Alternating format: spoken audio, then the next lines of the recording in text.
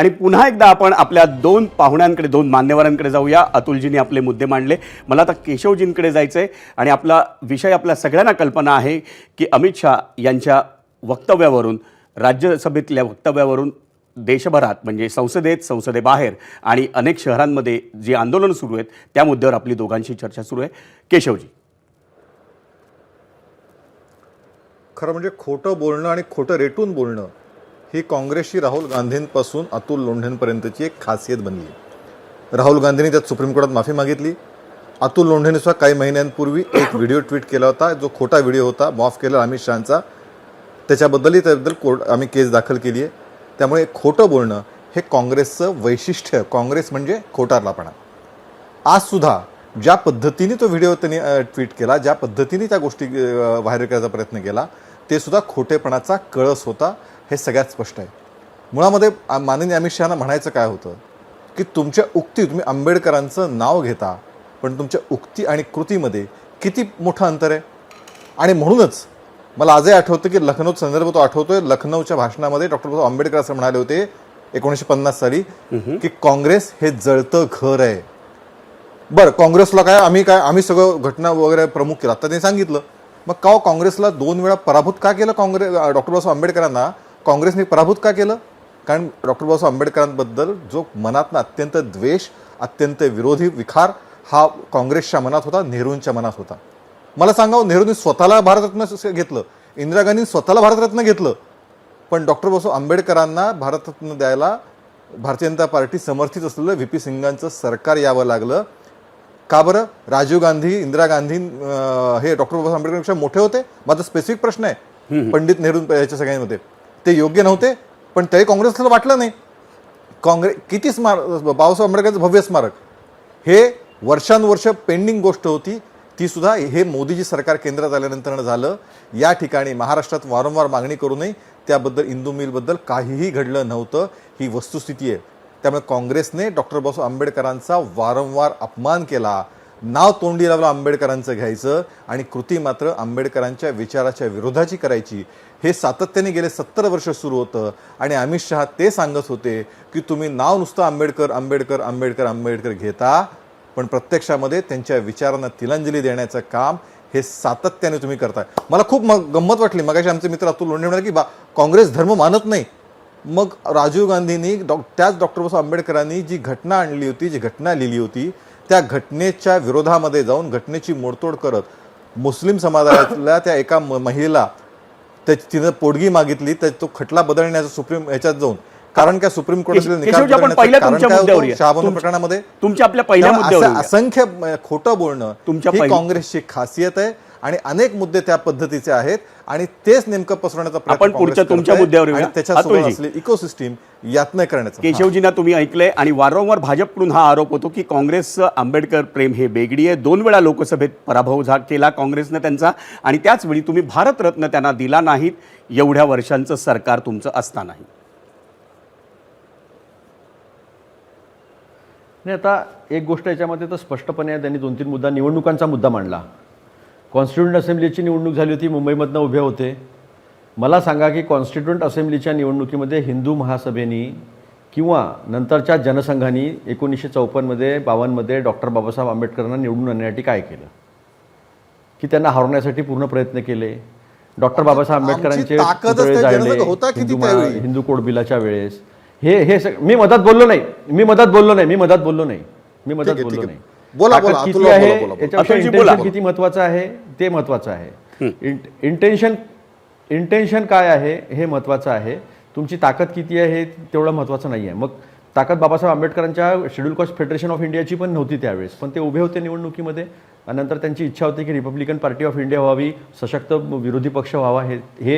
हे जे आहे वस्तुस्थिती आहे की त्यांना विरोध तुम्ही किती मोठ्या प्रमाणावर करत होते. लिलीपुट हे काय होतं ऑर्गनायझरमध्ये आणि कशा पद्धतीचं कार्टून त्यांचं तयार करण्यात आलेलं होतं, हे जे आहे ते सगळ्यांनी डोळ्यांनी पाहिलेलं आहे. आणि आत्ता 77व्या स्वातंत्र्य दिनाच्या दिवशी विवेक देबरॉय, पंतप्रधानांच्या आर्थिक सल्लागार परिषदेचे प्रमुख, ते सांगत होते, ते म्हणतात की संविधानामध्ये एक लाईनच नाही, we the people of India नाही, आम्ही भारताचे लोक नाही, संपूर्ण संविधानच बदलण्याची गरज आहे.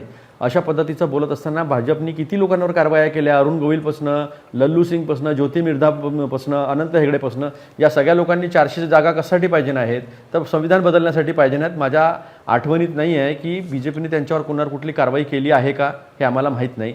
कप्पू सुदर्शनचा इंटरव्ह्यू आम्ही करण थापरचा पाहिलेला आहे. ते म्हणतात की याच्यात इंडियन काहीच नाही या कॉन्स्टिट्यूशनमध्ये, हे सातत्यानं तुम्ही म्हणत आलेलं आहे, सातत्यानं ते विरोध करत आला. ते मुमेराम बगलमे गोडसे जे आहे ते स्पष्टपणे आम्ही पाहिलं. आता दुसरी गोष्ट राहिली स्मारकाची. मग अशी अमित शहाजी पण आपल्या प्रेस कॉन्फरन्समध्ये खोटं बोलले. दीक्षाभूमी जी आहे ती डेव्हलप झाली काँग्रेसच्या काळामध्येच. आपण पाहिलं असेल की शरद पवार साहेब तिथे जेव्हा मुख्यमंत्री होते तेव्हा त्यांनी त्या दीक्षाभूमीसाठी काय केलं आहे, पहिल्यापासून यशवंतराव चव्हाण असतील काय केलं आहे. दीक्षाभूमी नागपूरची माहिती आहे. उलट त्याचं व्यापारीकरण करण्याचा प्रयत्न केला म्हणून 5-6 महिन्यापूर्वी पूर्ण आंबेडकरी समाज नाही सगळे त्यांना मानणारे लोक रस्त्यावर का आले होते, का पार्किंगसाठी तिथं कमर्शियलायझेशन करण्याचा प्रयत्न झाला होता, हे सगळ्या महाराष्ट्रानं देशानं पाहिलं आहे. नागपूरच्या लोकांनी आम्ही लोकांनी तर तिथं आंदोलन केलेलं होतं. दुसरी गोष्ट राहिली आता हिंदू स्मारक, हिंदू मिल आमच्या काळामध्येच दिली, स्मारकासाठी ट्रान्सफर आमच्या काळामध्येच सगळं झालं. तुम्ही आजपर्यंत स्मारक का करू शकले नाही 11 वर्षामध्ये, हा एक महत्त्वाचा प्रश्न.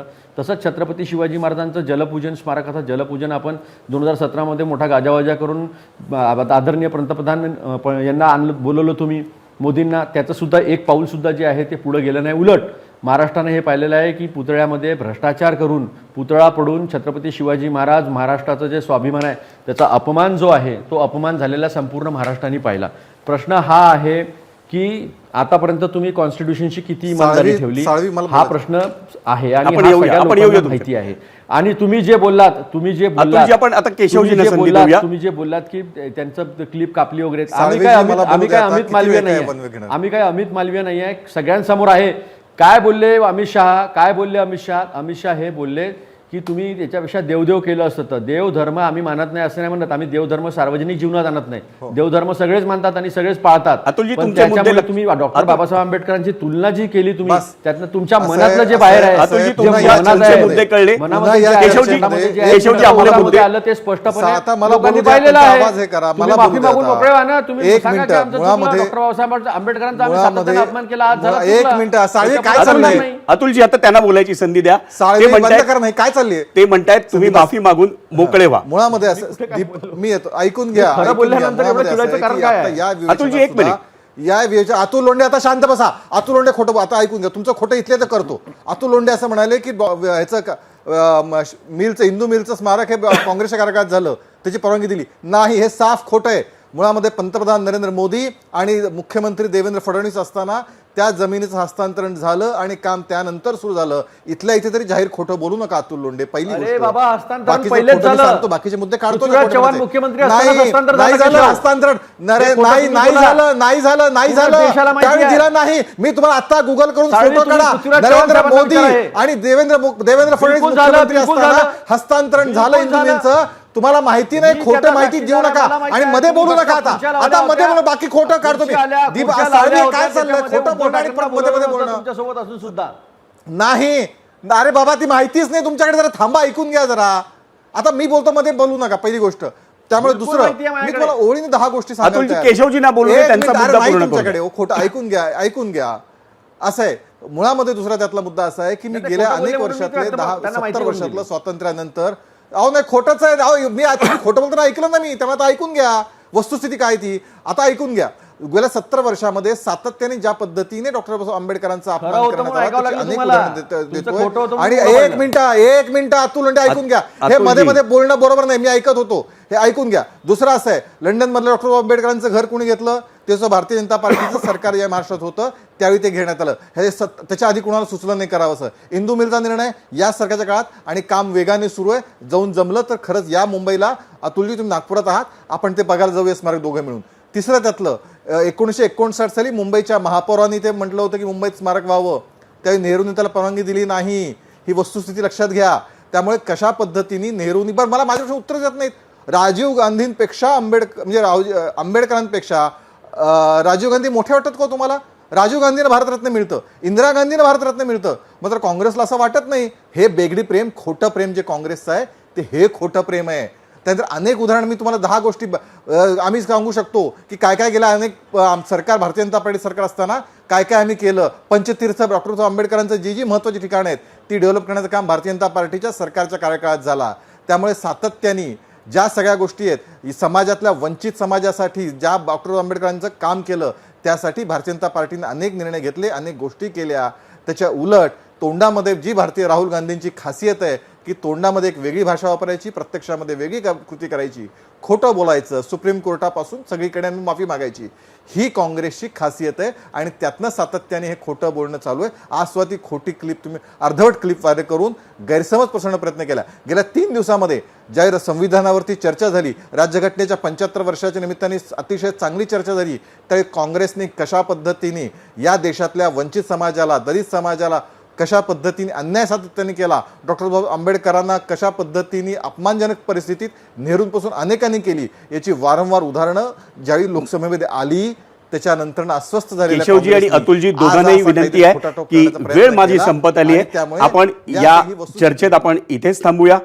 पण आपण 0 ओव्हरमध्ये आपल्याला बघायचं आहे, आपण 0 ओव्हरच्या पहिल्या प्रश्नावर एबीपी माझाच्या प्रेक्षकांकडून कौल मागितला होता आणि तो कौल बघण्यासाठी आपण जाऊयात पोल सेंटरला. आपला प्रश्न होता, भारतरत्न डॉक्टर बाबासाहेब आंबेडकरांचं नाव घेणारे अनेक नेते केवळ राजकारणासाठी त्यांचा वापर करतात. या वक्तव्याशी आपण सहमत आहात का? एकूण मतं 50,000 आली यूट्यूबला आणि 91% म्हणतायत होय आणि 9% म्हणतायत फक्त नाही. आपण एक्स वरचा कौल पाहतोय.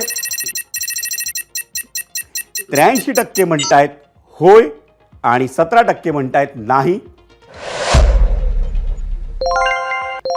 इंस्टाग्रामवरचा कौल आपण पाहतोय. 81% म्हणतायत होय आणि 19% म्हणतायत नाही. फेसबुकवरचा कौल आपण पाहतोय. फेसबुकवर काय कौल आलाय तर तो कौल आहे 79% म्हणतायत होय आणि 21% म्हणतायत नाही. मंडळी, लोकसभेला संविधान बदलाच्या फेक नॅरेटिव्हने भाजपचं नुकसान झालं आणि त्यातूनच धडा घेत अमित शहा यांनी आंबेडकरांबाबतच्या वक्तव्यावरून तात्काळ स्पष्टीकरण दिले. त्यामुळे देशभरात वापरता येईल असा हा मुद्दा काँग्रेस सहजासहजी सोडेल याची शक्यता सध्या तरी कमीच दिसते. महिन्याभरानंतर ईव्हीएमचा मुद्दा काहीसा मागे पडलाय. त्यात विरोधकांच्या हाती हा नवा मुद्दा सापडलाय. तो परतवून लावताना भाजपला आपला सगळा कस वापरावा लागणार आहे हे नक्की. मंडळी, एबीपी माझा, उघडा डोळे बघा नीट.